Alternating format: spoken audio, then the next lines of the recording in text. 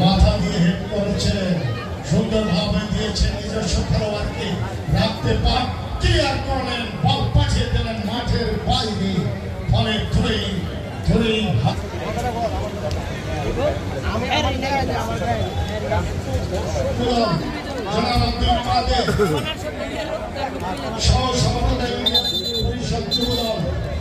শামীম হোসেন সাংগঠনিক সম্পাদক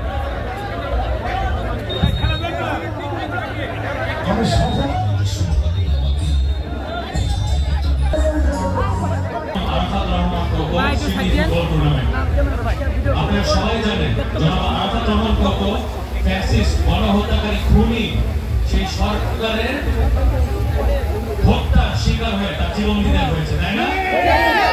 1/11 তার উপরে অত্যাচার করা হয়েছে, তারপর চিকিৎসার জন্য তিনি মালয়েশিয়া ছিলেন, ওখানেই তিনি অসুস্থ হয়ে মৃত্যুবরণ করেন।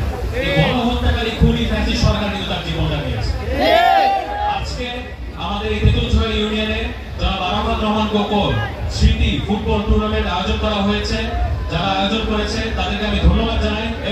আমাদের এই আসনে যার পিছিয়ে বাংলা বিএনপি আমার সম্মানিত সভাপতি এরপরে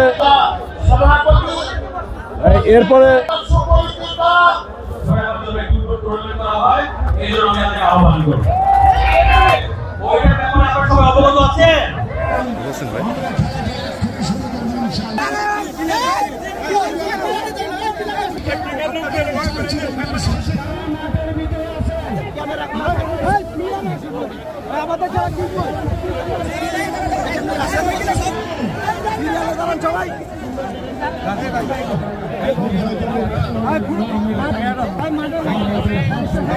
দেখ দেখ দেখ দেখ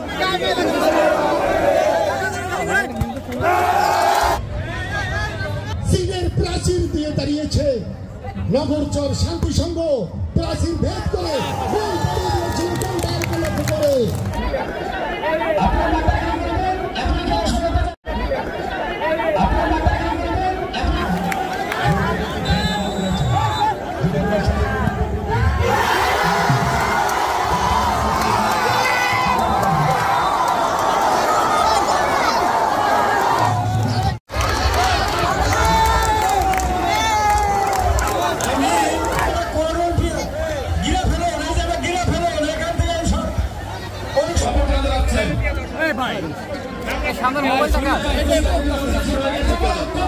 পিছন না পিছন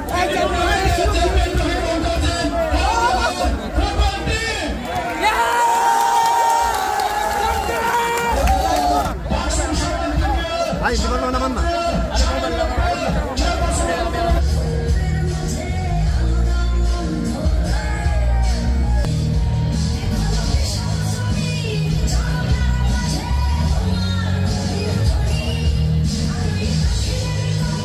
জনগণ ভোট দেবে, জনগণ ভোট দেবে, ভোট দিয়ে তাদের পছন্দ নেতা নির্বাচন করবে।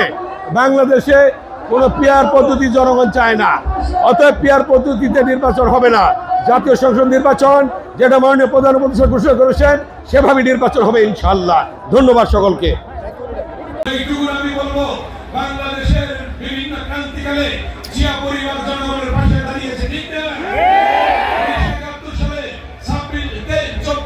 25 মার্চ যখন হানাদার বাহিনী আক্রমণ করলো, তখন আপনারা দেখেছেন যে কিভাবে 26 তারিখে শহীদ রাষ্ট্রপতি জিয়াউর রহমান সেই চট্টগ্রামের কালুঘাট বেতার কেন্দ্র থেকে স্বাধীনতার ঘোষণা দিয়েছিলেন, ঠিক কিনা কথাটা?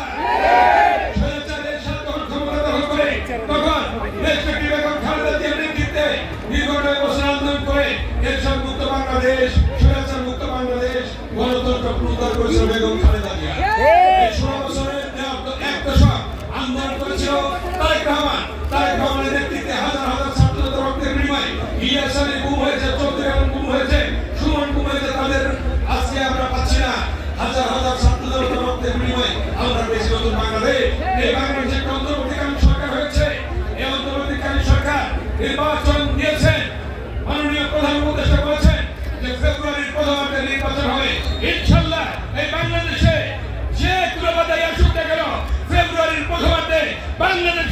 জাতীয় সংসদ নির্বাচন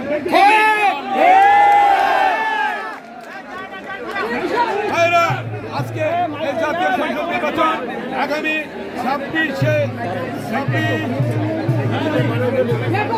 26 সালের ফেব্রুয়ারির প্রথমার্ধে বাংলাদেশে জাতীয় সংসদ নির্বাচন হবে। সেই নির্বাচনে আল্লাহর রহমতে দেশটি বেগম খালেদা জিয়ার দল তারেক রহমানের দল বাংলাদেশে ক্ষমতায় আসবে ইনশাআল্লাহ। আজকে কেতুনজোড়া ইউনিয়ন এবং আরো যারা আছেন অন্যান্য ইউনিয়নের সম্মানিত নেতৃবৃন্দ সবাই মিলে আগামী ফেব্রুয়ারি প্রথমার্ধের নির্বাচন, সেই নির্বাচনে আমার অমিকে ধানের শীষে ভোট দিয়ে আপনারা নির্বাচিত করবেন এই প্রত্যয় ব্যক্ত করে সকলকে ধন্যবাদ জানিয়ে